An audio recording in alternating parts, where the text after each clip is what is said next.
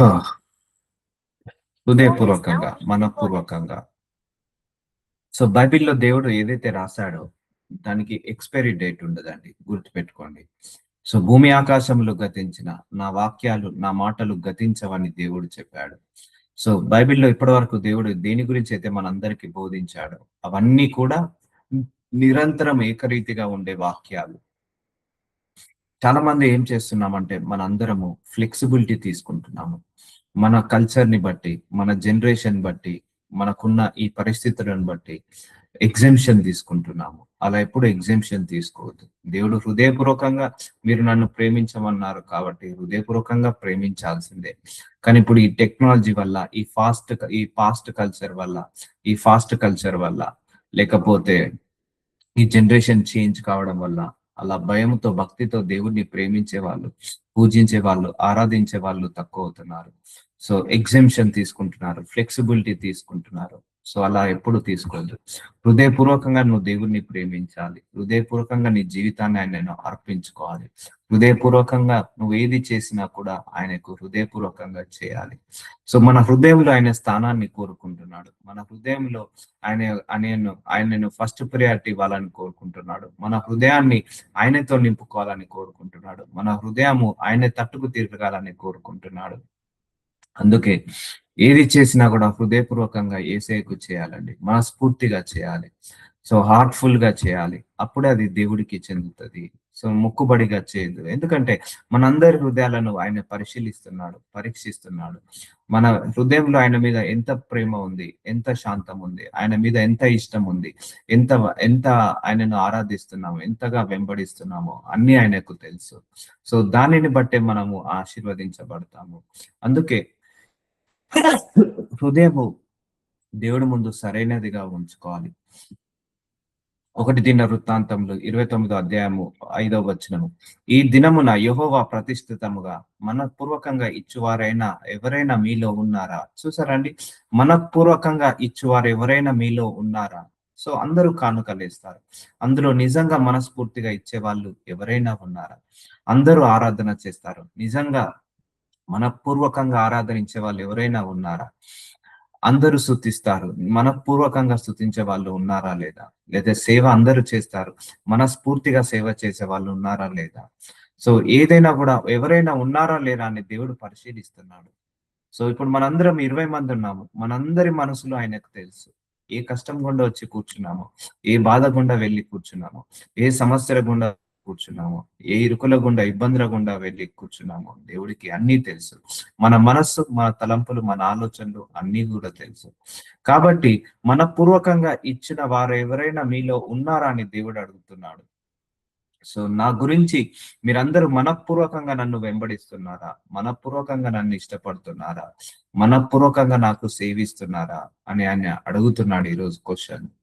So ఎందుకంటే ఈ మనస్సుతో చేసేది ఆయనకు ముట్టుతుంది, ఆయనకు అదే ఇష్టపడతాడు. సో అందుకే హోల్ హార్టెడ్ గా చేయండి. దేవుడికి ఏ చేసిన చాలా మంది కూడా దశమ భాగాలు ఇచ్చేటప్పుడు, కానుకలు ఇచ్చేటప్పుడు అనుకుంటా, సనుక్కుంటా, లేకపోతే గులుక్కుంటా ఇస్తారు. లేకపోతే ఇచ్చిన తర్వాత ఎందుకు ఇచ్చామని రిగ్రెట్ అవుతారు. అది ఇచ్చి వేస్ట్ అవుతుంది. అందుకే నువ్వు దేవుడికి ఇచ్చే కానుకలన్నీ కూడా హృదయపూర్వకంగా ఇవ్వాలి ఎప్పుడైనా కూడా.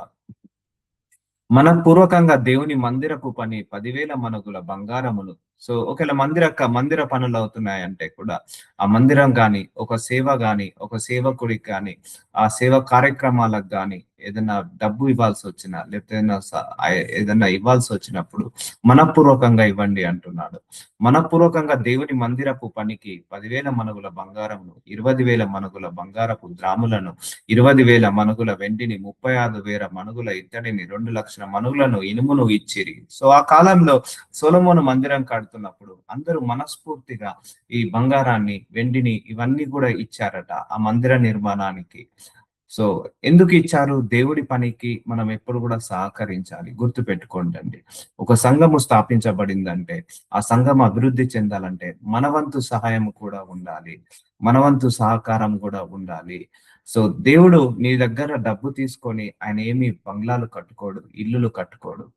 కానీ మనం ఇచ్చే ఆ సంఘ సేవకుడికి, కాపరికి ఇచ్చే ఆ దశమ భాగాలు, కానుకలు అది సేవను విస్తరింప చేయడానికి ఉపయోగపడతాయి. అందుకే మనము దేవుడు మనకు జీతం ఇచ్చాడు, ప్రార్థించగానే జాబ్నిచ్చాడు, ప్రార్థించగానే జీతం ఇచ్చాడు. ఆ ఇచ్చిన దాంట్లో మనం నమ్మకంగా దశమ భాగము ఇవ్వాలి. అది మాత్రం మర్చిపోవద్దు.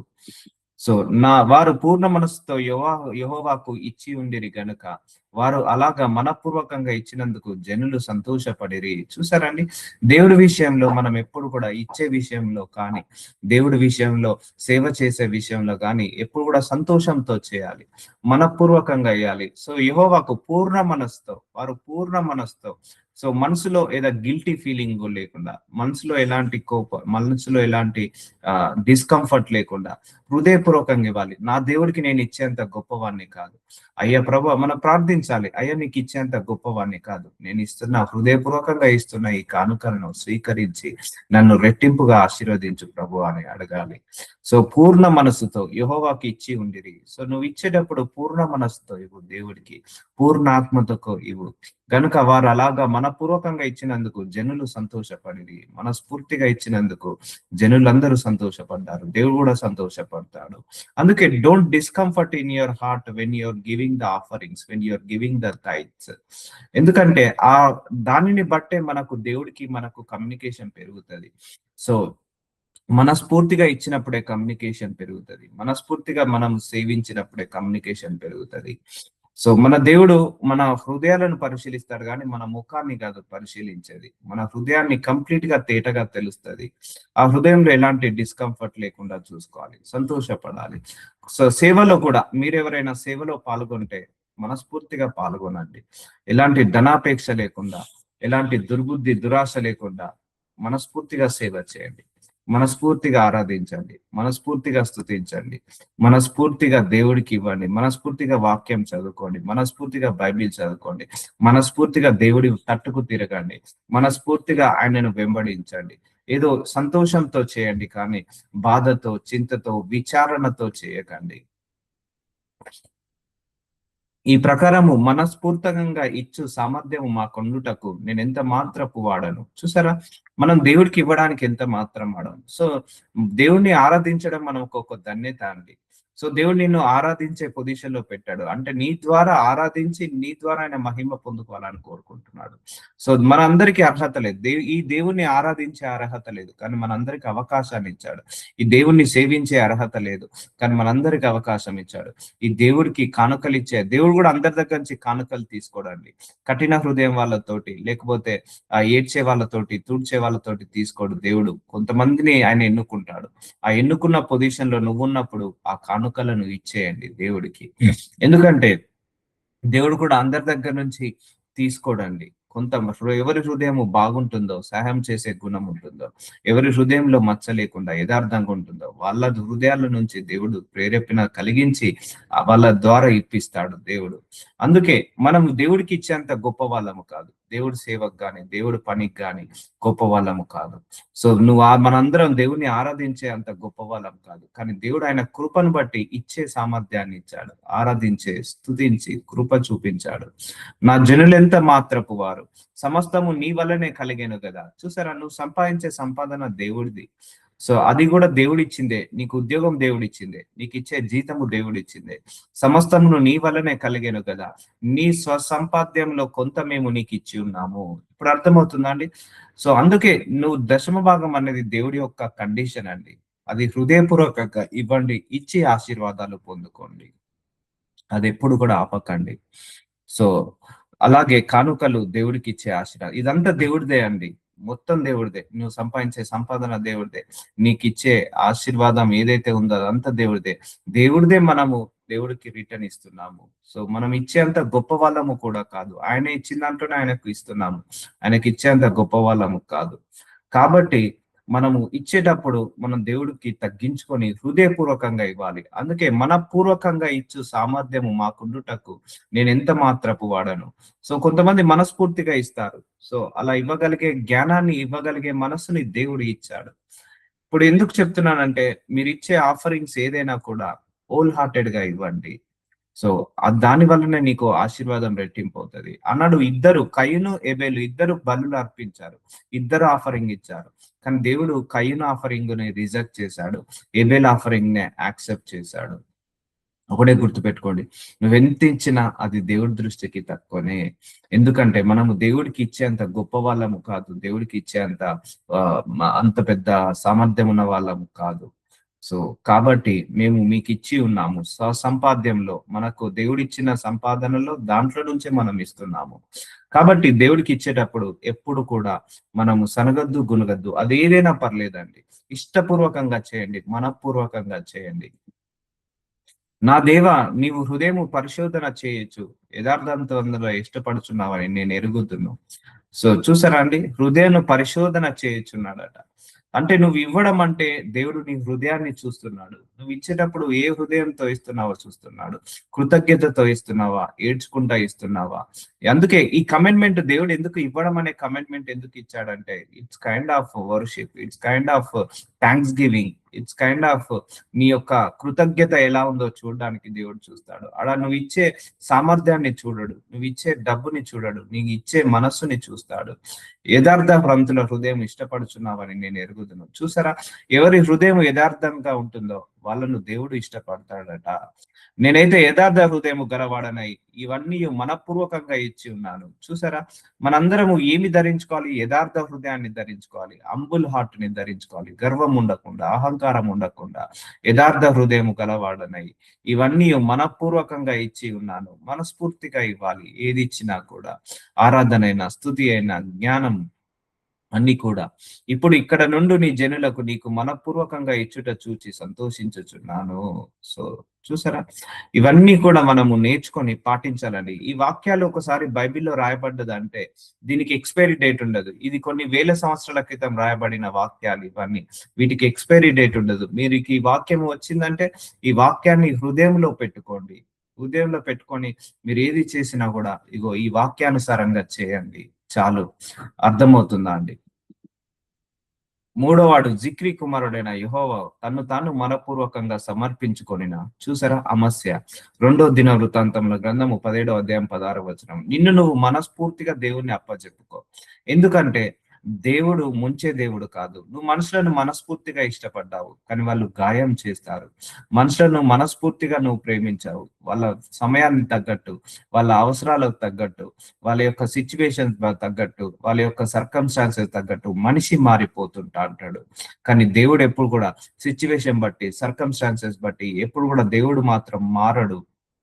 మన దేవుడు మారని దేవుడు, నిన్న నేడు నిరంతరము ఏకరీతిగా ఉండే దేవుడు మన దేవుడు. కాబట్టి నువ్వు మనస్ఫూర్తిగా ఆయనకు సమర్పించుకో. నీ మనస్ఫూర్తిగా నీ హృదయాన్ని ఆయనకి ఇచ్చేసేయి. నీ మనస్ఫూర్తిగా నీ కుటుంబాన్ని ఆయనకి ఇచ్చేసేయి. నీ హృదయపూర్వకంగా ఆయనను ప్రేమించు. నీ హృదయపూర్వకంగా ఆయనను సమర్పించుకో. నీ జీవితాన్ని ఆయనకు అప్పచెప్పేసాయి. సో డౌట్ పడకు, దేవుడి మీద ఎప్పుడు కూడా డౌట్ పడకు, దేవుడి మీద ఎప్పుడు కూడా అనుమాన పడకు. అలా డౌట్ పడద్దు, మనం అనుమాన పడద్దు. ఎందుకంటే మన దేవుడు ఎడవడు, విడవడు, ఎడబాయడు అన్నాను. సో ఈ విల్ నెవర్ లీవ్ అస్, ఈ నెవర్ ఫర్సేక్ అస్. మనల్ని వదిలించుకునే దేవుడు కాదు, మనల్ని పట్టుకొని ఉండే దేవుడు. కాబట్టి నువ్వు మనస్ఫూర్తిగా నేను సమర్పించుకో. సో చూసారండి, ఇన్ని రకాలుగా మనల్ని మార్చుకోవాలి. సో ఇంతవరకు మనం చాలా మంది సంవత్సరాల నుంచి మనం దేవుణ్ణి నమ్ముకుంటున్నాం. నిజంగా మనస్ఫూర్తిగా నమ్ముకుంటున్నామా? లేకపోతే ఆశీర్వాదాల కోసం నమ్ముకుంటున్నామా? మనస్ఫూర్తిగా ఆయనను ప్రేమిస్తున్నామా? లేకపోతే ఆశీర్వాదాల కోసం ప్రేమిస్తున్నామా? మనస్ఫూర్తిగా ఇష్టపడుతున్నామా? లేకపోతే ఆశీర్వాదాల కోసం ఇష్టపడుతున్నామా అనేది దేవుడు చూస్తాడు. సో ఎందుకంటే ఈ మనస్ఫూర్తిగా చేసేదే దేవుడికి పెరుగుతుందండి, కనెక్ట్ అవుతుంటా అంటది. అందుకే సేవ చేసే సేవకులు కూడా నిజంగా చెప్తున్నా, మనస్ఫూర్తిగా చేసేయండి. సో ఇచ్చే కానుకలు మనస్ఫూర్తిగా చేయండి. మీరు సమర్పించుకునే మీ జీవితాన్ని మనస్ఫూర్తిగా సమర్పించుకోండి. ఎందుకంటే ఆయన మనిషి కాదు, దేవుడు. సో మనిషి ముంచుతాడు, కానీ దేవుడు అనేవాడు ఎప్పుడు కూడా ముంచాడు. దేవుడు ఎప్పుడు కూడా మనల్ని పైకి లేపుదలనే చూస్తాడు. గాడ్ ఎప్పుడు కూడా మనల్ని కష్టాల్లో ఉండి, మన బాధలో ఉండి, మన అవమానాల్లో ఉన్నప్పుడు దేవుడేమి నవ్వుకోడు, దేవుడేమి సంతోషపడడు. గుర్తుపెట్టుకోండి. సో దిన వృత్తాంతంలో 35వ అధ్యాయం 8వ వచనము. అతని అధిపతులను, జనులకును, యాజకులను, లేవీలకును మనపూర్వకంగా పశువులు ఇచ్చిరి. యెహోవా మందిరపు అధికారులైన హిల్కీయాయు, జెకర్యాయు, హేయియేయులకు పస్కా పశువులకు యాజకులు 2600 గొర్రెలను 300 కోడెలను ఇచ్చిరి. ఇప్పుడైనను మీరు ఉపవాసం ఉండి కన్నీరు విడుచుచు దుఃఖించుచు మనపూర్వకంగా తిరిగి నా యొద్దకు రండి. చూసారా? యావేలు 2:12 ఇప్పుడైనను, ఇక అయిపోయింది ఏదో అయిపోయింది. ఇప్పుడైనను, ఇక 5 సంవత్సరాలైందో దేవుడిని నమ్ముకొని 10 సంవత్సరాలైందో పక్కకు పెట్టేసండి. మీరు ఉపవాసం ఉండి కన్నీరు విడుచుచు దుఃఖించుచు మనపూర్వకంగా తిరిగి నా యుద్ధకు రండి. అందుకే నేను చెప్పాను, ఉపవాస ప్రార్థనలో నీకు ఆశీర్వాదము అని కాకుండా నీ ట్రాన్స్ఫర్మేషన్ ఎక్కువగా జరుగుతుంది. నేను ఎప్పుడు ఉపవాసం ఉన్నా కూడా నా హృదయం దేవుడి వైపుకు తిరుగుతుంది. ఎప్పుడు నేను ఉపవాసం ఉన్నా నా స్పిరిచువల్ గ్రోత్ నేను చూస్తాను. నా ఇన్నర్ లో ఉన్న నెగిటివిటీ అంతా కూడా పోతుంటా ఉంటది. అందుకే మీరు ఉపవాసం ఉండి కన్నీరు విడిచుచు దుఃఖించుచు మనపూర్వకంగా తిరిగి నా యుద్ధకు రండి. మనపూర్వకంగా తిరిగి నా యుద్ధకు రండి అంటున్నాడు, టైం పాస్ కి కాదు. అందుకే నీ పూర్ణ మనస్సు దేవుడి మీద పెట్టాలి. సగం మైండ్ దేవుడి మీద, సగం మైండ్ లోకం మీద పెట్టినప్పుడు నువ్వు నువ్వు దేవుడి వైపుకి 100% తిరగలేవు. సో దేవుడు ఏమంటున్నాడు? Turn your heart complete towards to me, shift your heart complete towards to me. నా వైపుకు నీ హృదయాన్ని తిప్పండి, నా వైపుకు తిరిగి రండి. ఎలా? మనస్ఫూర్తిగా రండి. అమ్మో, ఈ దేవుడు ఉన్నాడు, ఈ దేవుడు గొప్ప దేవుడు, ఈ దేవుడు రక్షించే దేవుడు, కాపాడే దేవుడు, ఆదుకునే దేవుడు. ఈ దేవుడు ముంచే దేవుడు కాదు, దేవుడు స్వస్థతపరిచే దేవుడు, వదిలేసే దేవుడు కాదు, మన నమ్మదగిన వాడు అని నమ్మి నా దగ్గరికి రండి. సో నా మీద నమ్మకంతో రండి, నా మీద భరోసాతో రండి, నా మీద విశ్వాసంతో రండి, నా మీద మీరు విశ్వాసంతో, నమ్మకంతో, ప్రేమతో రండి, నా దగ్గరికి రండి అంటున్నాడు. ఇప్పుడు ఒక మనిషి ఉన్నాడు, పెళ్లి చూపులకు వస్తాడు. సో ఆ అబ్బాయి మీద నమ్మకంతో పంపిస్తారు. సో సో పెళ్ళైన తర్వాత ఆ అమ్మాయిని తీసుకొని వెళ్తుండ్రు. ఆ అమ్మాయిని అందరూ పంపిస్తారు, ఆ అబ్బాయికి నమ్మకంతో పంపిస్తారు, మనస్ఫూర్తిగా పంపిస్తారు. నువ్వు కూడా దేవుడిని మనస్ఫూర్తిగా నమ్మేసిరా, ఇష్టపూర్వకంగా నమ్మేసిరా, హృదయపూర్వకంగా నమ్మేసి ఆయన యుద్ధకు తిరిగి రండి. నువ్వెంతగా దేవుని నమ్ముతావో హృదయంలో, మళ్ళీ నమ్మడం అంటే బ్రెయిన్ లో కాదు, నోటి మాటల్లో కాదు. నేను నమ్ముతున్నాను యేసయ్యా, నేను నమ్ముతున్నాను యేసయ్యా అని చెప్పి నీ హృదయంలో అనుమానం ఉంటే అది కరెక్ట్ కాదు. నేను నిన్ను విశ్వసిస్తున్నాను యేసయ్యా అని నోటితో ఒప్పుకొని నీ మనసులో ఆ విశ్వాసం లేకపోతే అది కరెక్ట్ కాదు. నేను నిన్ను ప్రేమిస్తున్నాను యేసయ్యా అని నోటితో ప్రేమించి మనసులో ప్రేమ లేకపోతే అది కరెక్ట్ కాదు. అందుకే మనపూర్వకంగా తిరిగి నా యుద్ధకు రండి, ఇదే యెహోవా వాక్కు. ఉపవాసం ఉన్నప్పుడు నువ్వు చేయాల్సింది ఏంటంటే నీ హృదయం లోకం వైపు కాకుండా దేవుడి వైపుకు తిప్పమని అడగాలి. దేవుడి వైపుకు నీ హృదయాన్ని తిరగమని అడగాలి. సో అందుకే భరోసాతో నా దగ్గరికి తిరిగి రండి, మనపూర్వకంగా నా దగ్గరికి తిరిగి రండి, ఇష్టపూర్వకంగా నా దగ్గరికి రండి. సో సంతోషంతో రండి, ఆనందంతో రండి, నా మీద నమ్మకం, పూర్ణ మనస్సు పెట్టుకొని నమ్మకంతో రండి. అందుకే నీ ఉపవాస ప్రార్థన చేసినప్పుడు నీ హృదయం దేవుడి వైపుకు తిప్పబడాలి. నీ ఉపవాస ప్రార్థన చేసినప్పుడు నీ హృదయం దేవుడికి దగ్గరగా కావాలి. అందుకే ఉపవాస ప్రార్థనలో నువ్వు దేవుడికి మరీ దగ్గర కావాలి. అందుకే నేను ఉపవాస ప్రార్థన చేసేది దేవుడికి ఇంకా దగ్గర కావడానికే, దేవుళ్ళో ఇంకా ఎదగడానికి, ఇంకా నాలో లోపల ఉన్న బలహీనతలు, లోపాలన్నిటిని కూడా తీసివేయడానికి. సో యోనా 3:9 మనుషులందరూ తమ దుర్మార్గములను విడిచి తాము చేయు బలాత్కారములను మానివేయవలను. చాలా మంది హృదయపూర్వకంగా దుర్మార్గాలు చేస్తారు, పాపము చేస్తారు, బలాత్కారాలు చేస్తారు. దేవుడు ఏం కోరుకుంటున్నాడు? వాటిని మానివేయమంటున్నాడు. మనుషులేమి పశువులేమి సమస్తమును గోనె పట్టు కట్టుకొనవలెను, జనులు మనపూర్వకంగా దేవుణ్ణి వేడుకొనవలెను అని దూతలు నీనేవు పట్టణంలో చాటించి ప్రకటన చేసిరి. అందరూ మనపూర్వకంగా దేవుణ్ణి వేడుకోవాలి, దుర్మార్గాన్ని వదిలేయాలి, దుష్టత్వాన్ని వదిలేయాలి, పాపాన్ని వదిలేయాలి, బలాత్కారాలను, చెడుని, కీడుని అన్నిటిని వదిలేసి నువ్వు ఉపవాసం ఉండి దేవుడి వైపుకు తిరగాలి, మనపూర్వకంగా దేవుణ్ణి వేడుకోవాలి, ఇష్టపూర్వకంగా వేడుకోవాలి. కొంతమంది ప్రార్థన అంటే స్క్రిప్చర్ గా రాసి ప్రార్థించినట్టు కాదు, నీ హృదయంలో నుంచి రావాలి ఆ ప్రార్థన, నీ మనసులో నుంచి రావాలి ఆ ప్రార్థన. ఇవన్నీ డెవలప్ ఎప్పుడైతే అంటే నువ్వు ప్రేయర్ లైఫ్ గడిపినప్పుడే డెవలప్ అవుతుంది. అందుకే వాక్యం వినడానికి రావాలమ్మా. వాక్యం వినడానికి వచ్చినప్పుడు నీకు అందులో మర్మాలు బయలుపరచబడతాయి. దేవుడు మన నుంచి ఏం ఎక్స్పెక్ట్ చేస్తున్నాడో అవన్నీ కూడా మనం తెలుసుకోగలుగుతాము. సో నువ్వు మనస్ఫూర్తిగా ఆయన వైపుకు తిరుగు, నీ మనసులో ఆయనకు స్థానం ఇవ్వు. నీకు ఏది కావాలో నువ్వు ప్రార్థించకున్నా కూడా వస్తాయి. నీ హృదయంలో కూడా ప్రార్థించినా కూడా నీ దేవుడు వింటాడు. గుర్తుపెట్టుకోండి, మన హృదయం ఆయన ముందు తేటగా ఉన్నది. నేను కొన్ని సందర్భాల్లో ప్రార్థన చేయకుండానే నాకు జవాబులు వచ్చేసాయి. ఎందుకంటే నా హృదయంలో ఏముందో దేవుడికి తెలుసు. అందుకే హృదయ వాంఛలను నెరవేర్చే దేవుడు మన దేవుడు. మన హృదయంలో ఏ వాంఛలు ఉన్నాయో అది కూడా దేవుడికి తెలుసు. వాటిని కూడా నెరవేరుస్తాడు నువ్వు ప్రార్థించకుండానే. సో నువ్వు ప్రార్థించాల్సింది ఏంటిది? నేను మారాలి ప్రభువా, నిన్ను ఇష్టపూర్వకంగా ప్రేమించాలి, నిన్ను మనఃపూర్వకంగా నిన్ను వేడుకోవాలి, మనఃపూర్వకంగా నీ దగ్గరికి రావాలి. ఇంకా నా హృదయం దేవుడి వైపుకు తిప్పబడాలి. ఇంకా నా హృదయంలో దుష్టత్వము, దుర్మార్గత్వం ఏదున్నా తీసివేయబడాలి. ఇంకా నీకు నాకు మధ్య దూరం ఉండద్దు, వ్యత్యాసం ఉండద్దు ప్రభువా. ఇంకా నా మొట్టమొదట నీ నీతిని, నీ రాజ్యాన్ని వెతికే కృపను నాకు ఇవ్వు ప్రభువా అని వేడుకోవాలి. సో సైన్యం మలాకి 2వ అధ్యాయం 2వ వచనము, సైన్యములకు అధిపతి యెహోవా సెలవిచ్చినదేమనగా, మీరు ఆ ఆజ్ఞను ఆలకింపకయు. చూసారా, ఆజ్ఞలను ఆలకింపచ్చలేదు. చెప్తున్నానమ్మా, బైబిల్లో ఏదైతే రాయబడిందో, భూమి ఆకాశము కూలిపోయినా, పర్వతాలు బద్దలైనా, సునామీ వచ్చినా ఈ వాక్యము మారదు. అందుకే ఈ వాక్యం ఎప్పుడైతే వచ్చిందో గ్రాంటెడ్ లాగా తీసుకోండి, యాక్సెప్ట్ చేయండి వాక్యాన్ని. నా నామమును గణపరచునట్లు మనపూర్వకంగా దానిని ఆలోచింపకయు. చూసారా, దేవుని నామాన్ని మనపూర్వకంగా గణపరచాలి. ఉండిన ఎడల, ఆలోచింపకై ఉండిన ఎడల నేను మీ మీదికి శాపము తెప్పించి మీకు కలిగిన ఆశీర్వాద ఫలమును శపింతును. మీరు దానిని మనసుకు తెచ్చుకున్న రైతిరి గనక ఇంతకు మునుపే నేను వాటిని శపించి ఉంటిని. చూసారా, నువ్వు మనస్ఫూర్తిగా చేస్తే నీకు శాపాలు ఆగిపోతాయి.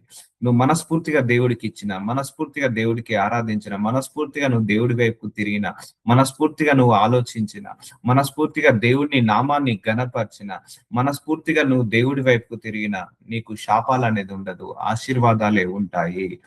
అర్థమవుతుందండి? సో ఈ రోజుతో ఈ వాక్యము ముగించేస్తున్నామా. మర్చిపోకండి, ఏ వాక్యాన్ని మర్చిపోకండి. మీరు ఒకసారి యూట్యూబ్కి వెళ్ళి ఒక్కొక్కసారి మన యూట్యూబ్ ఛానల్లో ఉన్నాయి అన్ని కూడా ఒక్కొక్కసారి ఆ టైటిల్స్ అన్న చూడండి. ఆ టైటిల్ బట్టి నీకు మారు మనస్సు వచ్చేస్తుంది. ఈ కృప విషయంలోను, పరిశుద్ధుల కొరకైన పరిచర్య పాలకు విషయంలోను మనపూర్వకంగా మమ్మను వేడుకొనుచు. 2 కొరింథీయులకు రాసిన 8వ అధ్యాయం 3వ వచనం.